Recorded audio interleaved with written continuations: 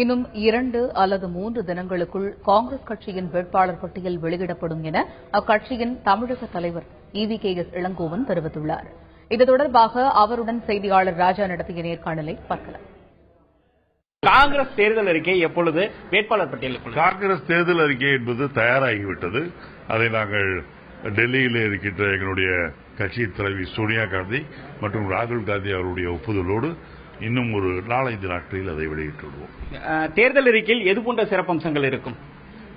நீங்கள் சஸ்பென்ஸை இப்போதே உடைத்துவிட முடியாது. அறிக்கை வந்த பிறகு நீங்கள் பாருங்கள். வேட்பாளர் பட்டியல் வெளியிடப்படும். வேட்பாளர் பட்டியல் என்பது ஒவ்வொரு தொகுதியிலும் குறைந்தபட்சம் 10க்கு மேற்பட்டவர்கள் தந்திருக்கின்றார்கள். அதை நேற்று தமிழக காங்கிரஸ் கமிட்டியிலே இருக்கின்ற தேர்தல் குழு அதை சுருக்கி சில இடங்களில் ஒரு பெயரையும், சில இடங்களில் 2 பெயரையும், சில இடங்களில் 3 பெயரையும், பெரும்பான்மையான இடங்களில் 4 பெயர்களும் இருக்கின்றது. அதை டெல்லி பாராளுமன்ற குழு அதை சரி செய்து விரைவில் அநேகமாக இன்னும் 2-3 நாட்களில் அதை வெளியிடுவோம். சரிங்க. இப்ப ஆர்கே நகர் தொகுதி நடிகை குஷ்பு போட்டியிடுறதுக்காக கேட்கப்பட்டதாக கூறப்படுகிறது. காங்கிரஸ் சார்பாக கேட்கப்பட்டதாக கூறப்படுகிறது. தற்பொழுது திமுக கொடுக்கப்பட்டிருக்கிறது. அது மாதிரி எதுவும் பேசுறீங்களா? இல்லை, குஷ்பு அவர்களை பொறுத்தவரையில் தேர்தலில் நிற்க வேண்டும். அவர் இன்றைக்கும் விரும்பியது கிடையாது. நான் நிற்கின்றேன் என்றும் சொல்லவில்லை.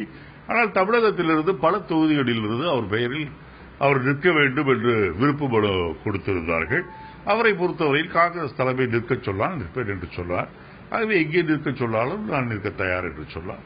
ஆனால் எங்களை பொறுத்தவரையில் நாங்கள் அவர்களை காங்கிரஸ் கட்சியினுடைய வேட்பாளருடைய வெற்றிக்கு பயன்படுத்திக் கொள்ள வேண்டும் என்று நாங்கள் நினைக்கின்றோம்.